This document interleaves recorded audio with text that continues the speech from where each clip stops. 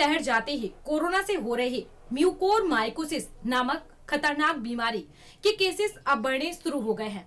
इस समय हम सभी को ये जानना बहुत जरूरी है कि ये म्यूकोरमाइकोसिस बीमारी क्या है, इसके लक्षण क्या है, क्या सभी को इस बीमारी से डरने और सावधानी बरतने की आवश्यकता है। इसी विषय पर संपूर्ण और सटीक जानकारी के लिए आज हम जानेंगे नागपुर के प्रसिद्ध नेत्र विशेषज्ञ से। तो आइए जानते हैं म्यूकोरमाइकोसिस बीमारी के क्या है लक्षण, क्या है इसके उपचार और संपूर्ण जानकारी हमारे इस प्रोग्राम एक खास मुलाकात में। मैं डॉक्टर सोनाली महाजन ऑरियस हॉस्पिटल से मेडिकल स्क्वायर नागपुर। मैं ऑफ्थाल्मोलॉजिस्ट हूँ, आई स्पेशलिस्ट हूँ। म्यूकोरमाइकोसिस तो है आँखों में, पर वो आने के पहले कुछ सिम्टम्स देता है। उसके पहले लोगों को कंजंक्टिवाइटिस भी हो रहे हैं आफ्टर पोस्ट कोविड। म्यूकोरमाइकोसिस में जनरली पेशेंट को जो सिम्टम्स आते हैं वो फेशियल स्वेलिंग, पेन, हेडेक सबसे कॉमन सिम्टम है। उसके बाद नाक से कुछ डिस्चार्ज आएगा, काला या खून भरा, ऐसे सिम्टम्स ज़्यादा आते हैं। उसके बाद आँखों में सिम्टम्स चालू होते हैं। पेशेंट आते हैं डर की वजह से, वो चेक करने के लिए अभी काफ़ी पेशेंट आए हैं पोस्ट कोविड में। सभी को नहीं होता है। अगर पेशेंट सिम्टोमेटिक है, पोस्ट कोविड है, उसको डायबिटीज़ हुआ है या फिर उसको ऑक्सीजन लगा है, काफ़ी दिनों तक एडमिट रहा है, वेंटिलेटर पे अगर पेशेंट रहा है, सस्पेक्टेड है, बाकी उसको सिम्टम्स दिख रहे हैं जैसे टूथेक है, फेशियल डिस्कलरेशन या पेन है, हेडेक है, तो उसको इन्वेस्टिगेट करते हैं। उसमें अगर म्यूकोरमाइकोसिस निकलता है तो फर्दर मैनेजमेंट होता है। तो मोस्ट ऑफ द पेशेंट्स डर के मारे आते हैं, पर उनको माइल्ड कंजंक्टिवाइटिस या बहुत कुछ नहीं रहता। नॉर्मली देखा जाए तो हम शरीर के बहुत सारे अंगों के चेकअप करते हैं।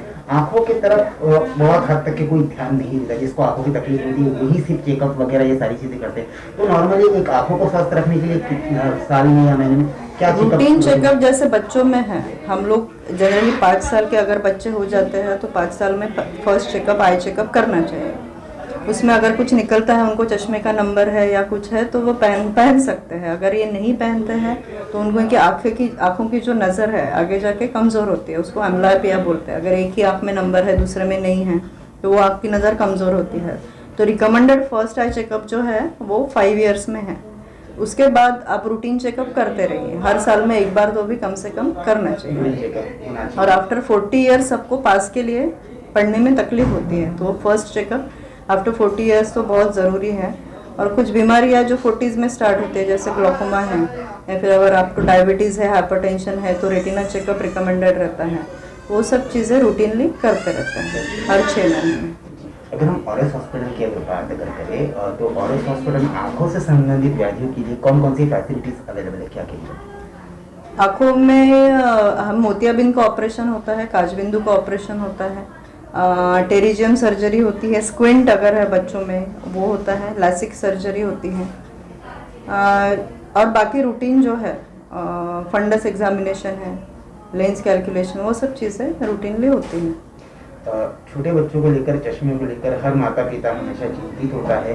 क्या मैसेज आप देंगे जिनको चश्मा लगा है उनके लिए, और जिनको चश्मा नहीं लगा है या चश्मा है हल्का है उसको कम करने के लिए क्या एक मैसेज आप करेंगे? चश्मा अगर आपको है तो आप लगाए तो आपकी नज़र डेवलप्ड रहेगी, अच्छी रहेगी। अगर आप चश्मा नहीं लगाते हैं तो नज़र कमज़ोर हो जाएगी। चश्मा है यानी कोई प्रॉब्लम है, ऐसे नहीं है। चश्मा हम लगाते हैं ताकि हमको अच्छा दिख सके, है ना। अगर नहीं लगाएंगे तो अच्छा नहीं दिखेगा। मेरा आखिरी सवाल मैम, क्या चश्मा परमानेंटली हट सकता है? चश्मा हट सकता है, आपका नंबर कितना है उस पर डिपेंड करता है। उम्र के 18 साल के बाद हम ऑपरेशन कर सकते हैं नंबर हटाने के लिए, उसके पहले नहीं, क्योंकि नंबर बढ़ते रहता है 18 साल के बाद। अगर आपका नंबर स्टेबल है, 6 महीने तक के कोई चेंज नहीं हुआ 18 साल के बाद, तो हम ऑपरेशन कर सकते हैं। आपको हम और भी ऐसी ही जानकारियों से अवगत कराते रहेंगे। इसके लिए आप हमारे चैनल जी टाइम न्यूज को सब्सक्राइब और लाइक जरूर करें। साथ ही आपको लगता है कि यह खबर, ये जानकारी और भी लोगों तक पहुंचना चाहिए, तो कृपया इस खबर को आगे शेयर जरूर करें।